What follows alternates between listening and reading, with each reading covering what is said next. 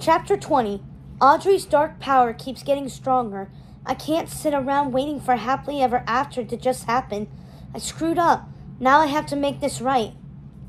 Deep in the harrowing woods, the group silently approached Fairy Cottage and fanned out like a precision security team. Ben, Evie, and Mal hid behind a tree, while Jay, Carlos, and Harry positioned themselves near a large boulder. Uma and Celia brought up the rear. Mal removed the glowing ember from her pocket. She looked at it with determined eyes. This was the moment they'd been preparing for. It was time to stop Audrey once and for all. Ben and Mal reached the flower-covered front gate, then signaled the others. When a collective whoosh of energy, the pirates and VKs rushed the house at once. The teens swooped through the front door, all ready to pounce. Jay ran up the stairs in hopes of finding the Dark Princess, but returned alone. "She's not upstairs," he said. The house was empty. Audrey was nowhere in sight. A panicked pounding came from the kitchen cupboard. Ben ran to the kitchen, heaved open the weighty pantry door, and found a cowering Chad blubbering inside. Chad? The once charming prince was a total mess. "I want my mommy," Chad whimpered tearfully. "What happened, buddy?" Ben asked, helping his friend up. "Ben!" Chad startled. "Your face," he said, taking in the king's scruff. Then he looked at everyone else and noticed one important person missing. "She's gone. And the door's open. I'm free!" He bolted out the front door and ran for freedom. Harry couldn't stop laughing at the cowardly prince. Mal and Evie shared a knowing glance as Chad bolted past them. Not much there. Mal looked around the cottage, irked that Audrey had managed to evade them again. She hoped the others were having more luck with their quest. On the other side of town, Jane, Doug, and Gil strode through the Oredon Museum of Cultural History's grounds in search of Fairy Godmother. They finally discovered her on the back steps. "Oh my gosh, my mom has turned to stone too," Jane said. Tears welled up in Jane's wide eyes as she took in the sight. Doug put his arm around her supportingly. Gil was sweet and gave her a reassuring nod. She scrunched her face, gathered her courage, and bravely approached her mother. Jane was unsure of the proper thing to do, so she just started talking to her mom and hoped her heartfelt words would somehow cut through. "Hi, Mom. I don't know if you can hear me, Mom, but it's been a really crazy day. On the plus side, it's been the longest birthday I've ever had. On the minus side, everybody's under an evil spell. But on the plus side," Jane paused, raised her hand to her chest, ran her fingers over her Jarvis necklace, and smiled broadly. "Carlos remembered my birthday, see? In that sense, it had been her best birthday yet." Jane turned toward her mom with revitalized confidence. "We're going to figure out how to undo this. We'll find a way to make this right." Back in the woods, Mal and her friends exited Fairy Cottage as dusk fell. "Okay, let's get this Audrey chick taken care of already," said Uma.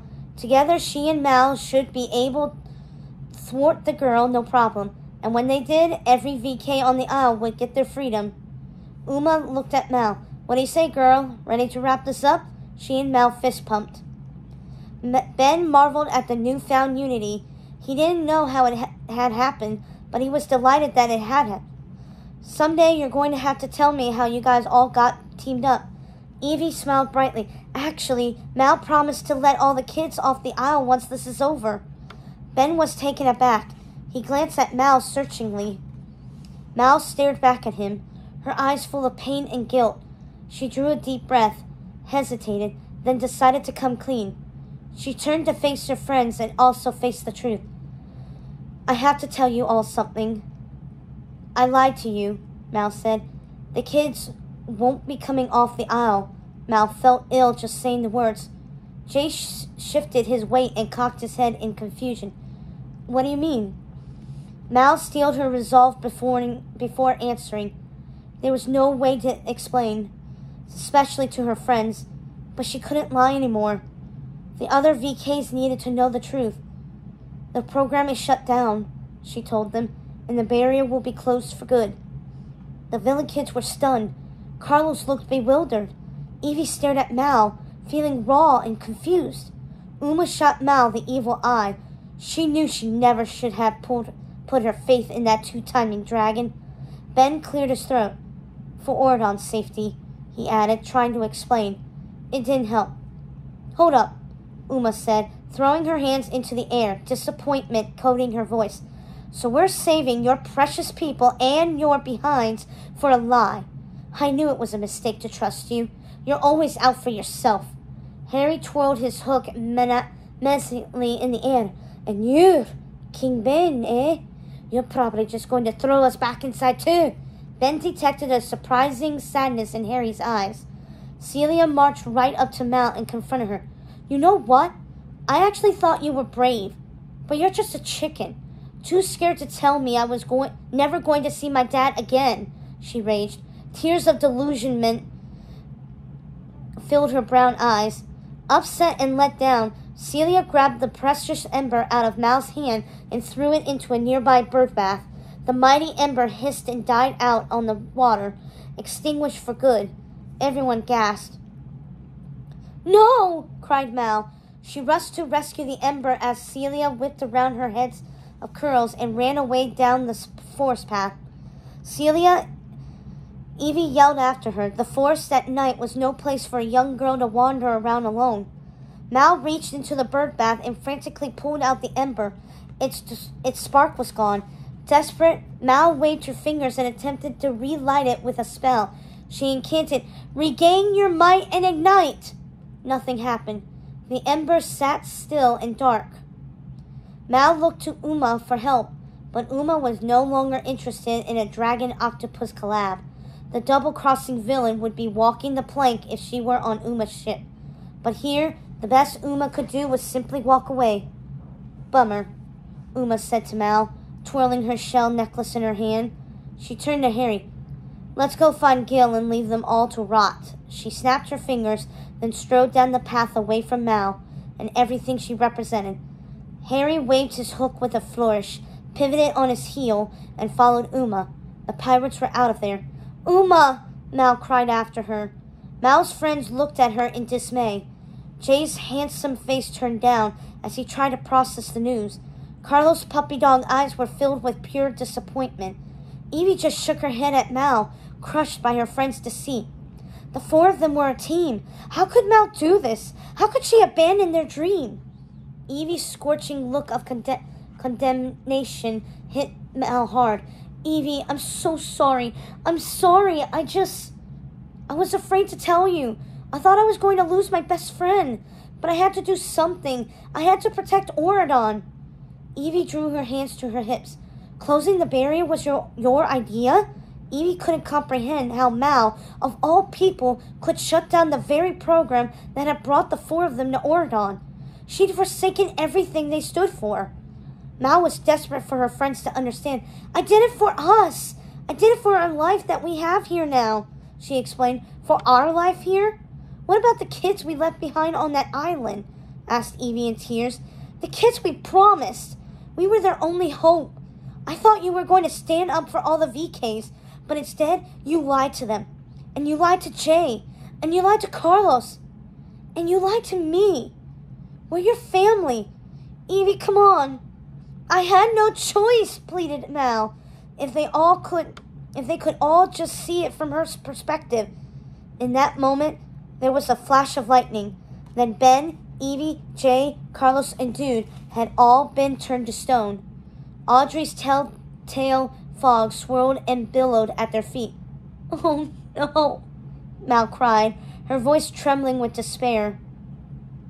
Mal's friends couldn't reply. They just stared at her with frozen expressions of hurt, disappointment, and betrayal. Mal gazed at the cold, dark ember in her hand and realized all was lost. She was wrought with unbearable guilt. Audrey's voice boomed overhead. Now you're all alone, just like I was. Despondent, Mal wondered how this all had happened. And deep inside, she knew the answer. She had to face herself and the lie she had chosen to tell and make it right. Yes, sometimes being a leader meant making unpopular decisions, but a true leader didn't deceive others about those decisions. Mal headed off through the forest toward Ordon Prep, hoping to right the wrongs she'd set in motion. A short while later, Mal bolted onto campus and saw Uma and Harry crossing the rear squad. Mal scrambled to catch up with him. Uma, stop! Please stop! I need your help. We have a chance if we do this together. Your friends kick you to the curb? Uma glowered at her. Good. She let out a hump. Uma and kept walking. Mal reached out to Uma again. Ben saw something in you, and today, Uma, I saw it too. You care, Uma. You care about everybody. Ordon is still worth saving. Help me, please. Mal implored her. Uma paused and for a moment seemed to consider Mal's words. Then Harry stepped in. You talk pretty, but she's made up her mind. Uma's face set in a hardened expression. You brought this on yourself, Mal. You figure out how to fix it. The two pirates pushed past Mal, who was left standing alone. The consequences of her own bad choices. Under the bright moonlight, Mal dug deep, reflected, and realized the only happily ever after she'd see would be the one she wrote herself. Mal would have to fly higher, literally. A hair-raising lightning bolt ripped through the sky over Ordon Prep. Help me, Mal! Cried a voice from above. Wait a second. Mal thought. That was Celia's voice. Mal raised her eyes and saw Audrey's commanding silhouette atop the school's parapet. How had Audrey gotten Celia? When? She must have nabbed the girl from the forest, knowing Mal would come after her. Mal's eyes flashed green, and she disappeared in a cloud of smoke. It was time to put an end to Audrey's reign of terror. Mal flew above the school and spotted Audrey perched on the parapet below, cackling at her. Now wearing a villainous black cape, Audrey looked even more diabolical than before, as if the scepter's evil venom had spread to her soul. Dragon Mal dove toward her and blasted the sorceress with her flaming breath. Audrey blocked and deflected the flame easily with her scepter. Her sinister laugh pierced the sky as she returned a flurry of savage lightning bolts to Mal. Dragon Mal ducked and swerved, narrowly avoiding the crackling bolts. Wings pumping, she reared back and prepared to release fiery havoc on Audrey. Once again, but jerked to a sudden stop at the sight below. Audrey had pulled Celia tight to her chest and was using the poor girl as a human shield. Be careful not to fry your little VK, buddy, Audrey cackled vilely. Sensing victory at last, she crowed triumphantly. So this was what sweet revenge felt like. Audrey liked it. Mal pulled back. She couldn't rout Audrey without burning Celia. Well played, Audrey. Well played, she thought. Mal would have to find another way. If only the ember worked. Dragon Mal held Hades' unlit ember in her claw and breathed a fiery breath toward it, frantically trying to relight it. But the extinguished ember refused to spark. On the ground, Uma and Harry saw the sky illuminate and watched as Dragon Mal flew in circles around the parapet, narrowly escaping the crippling jolts of Audrey's scepter. She doesn't stand a chance without the ember, mumbled Uma. Harry had to agree. Advantage, Audrey all the way. On top of the parapet, Celia decided to take matters into her own hands. Using all her might, she wrenched violently and threw Audrey's aim off kilter. Hold still, you little brat, yelled Audrey. Celia's jerking had caused her to miss. Audrey tightened her grip on Celia and forced Dr. Facilier's willful daughter into submission, then searched the sky, took sharp aim again, and released another round of unrelenting jolts at the soaring dragon. This time she didn't miss. Dragon Mal's right wing took a direct hit. She reeled back, then faltered, her balance and flying skills both compromised by injury. Hope shriveled inside her. Dragon Mal dropped rapidly from the sky.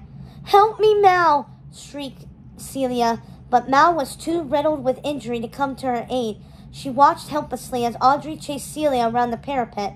Uma pulled out her glowing shell necklace and began to shout. Together, stronger, she screamed. Mal looked down in total surprise and saw the pirate leader standing below with Harry Hook by her side. Mal wasn't alone. Uma, standing strong and proud, held her glowing shell necklace aloft. We're stronger together, Uma bellowed. I'm right here, Mal. Regain your might and ignite. Mal had been right. Uma did care, and she wasn't going anywhere. She was standing in solidarity with her friend. I'm right here, girl. I'm right here. With re-energized resolve, Mal held out the unlit ember in her talon, flapped her one good wing with all her strength, and stared down intensely at Uma. Uma looked into Mal's eyes and incanted, Regain your might and ignite! The ember in Mal's talon glowed briefly, then dimmed quickly. Mal's determination didn't waver. The Dudley dragon flared her damaged wing with difficulty and repositioned herself directly above Uma and Harry this time. Below her, Uma held out her enchanted shell necklace and locked eyes with Mal again. Regain your might and ignite, repeated Uma. Her words were charging with even more passion and conviction this time. In a magical moment, the ember in Mal's talon flared to life. The wing she'd injured in the firefight healed. With renewed vigor, Dragon Mal spread her wings and returned to her fiery showdown against Audrey. As Dragon Mal darted toward the parapet, she saw Celia cowering in fear as Audrey stalked toward her. Fueled by rage, Audrey blasted Celia with a wild display of sparks that sent the young girl flying against the stone wall. You want a piece of this? Threatened Audrey, tossing the scepter back and forth between her hands with wicked ease. Celia crouched, cringed, and trembled. No, I'm good. Mal had seen enough. With courage and grit, Dragon Mal thrust the newly lit ember toward Audrey. Not to be outdone, Audrey thrust her scepter toward Mal. Mal's blinding blue laser and Audrey's pink lightning bolt met in the middle of the sky. The two magics locked in a power struggle. Come on, Mal, cheered Celia. Go on, Mal, howled Harry. You got this, girl. Uma shouted encouragingly.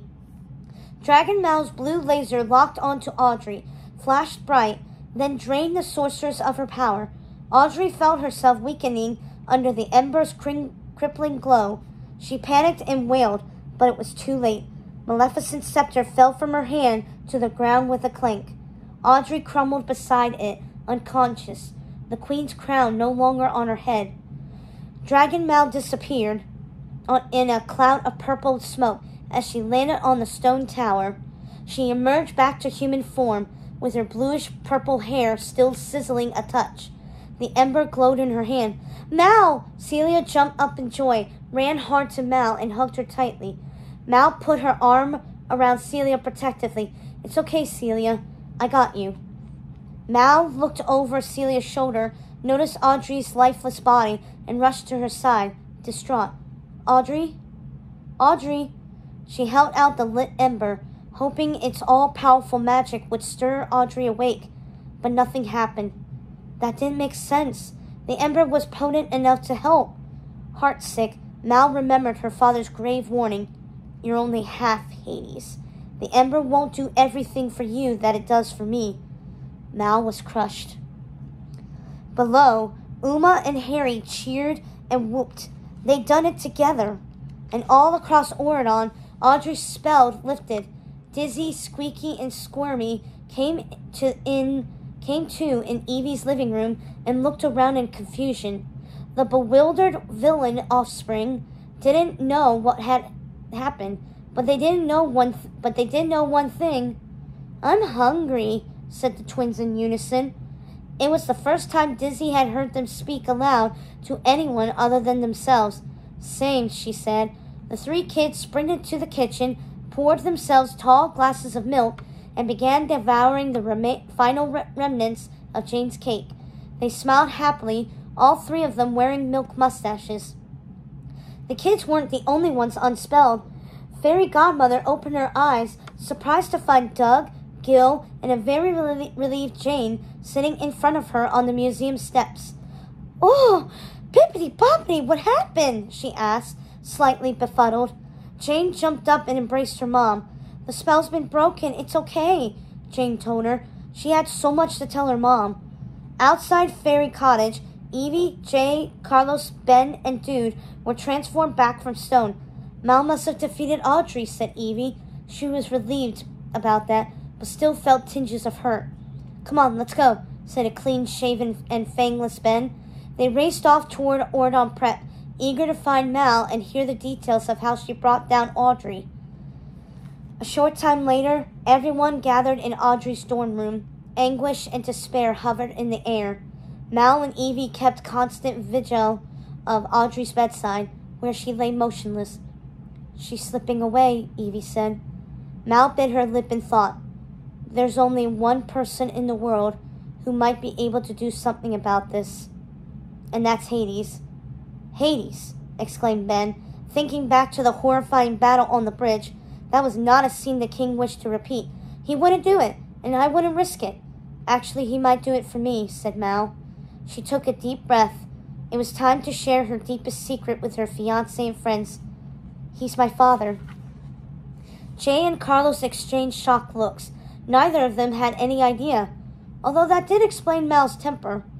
Ben was hit with a sudden bolt of understanding, but even with his new information, he wasn't completely comfortable with the idea. Ben looked into Mal's eyes. Her face was set with certainty. Saving Audrey was worth the risk. "I'll have to send guards to get him," Ben said. Uma stepped forward, the seashells on her shirt clattering. "Maybe I can hitch a ride." Mal looked at her questioningly. "The Isle is my home, and someone needs to take care of it," Uma said bravely. "Well then, you'll need your first mate." Harry placed both of his hands on her shoulders, ever loyal. Mal nodded, moved by their selfless sacrifice. True leaders made tough choices. "Well then, the Isle will be in very good hands," Mal said, realizing she was sad to lose her new friends. Celia asked Mal, "Can I go too?" Celia said she liked Oregon. It was just that she missed her dad too much. "Wish I could be in both places," she added wistfully. Mal wished that too. She turned to Uma and Harry, her voice filled with sincerity. "I really think Evie was right. I do think that we could have been friends.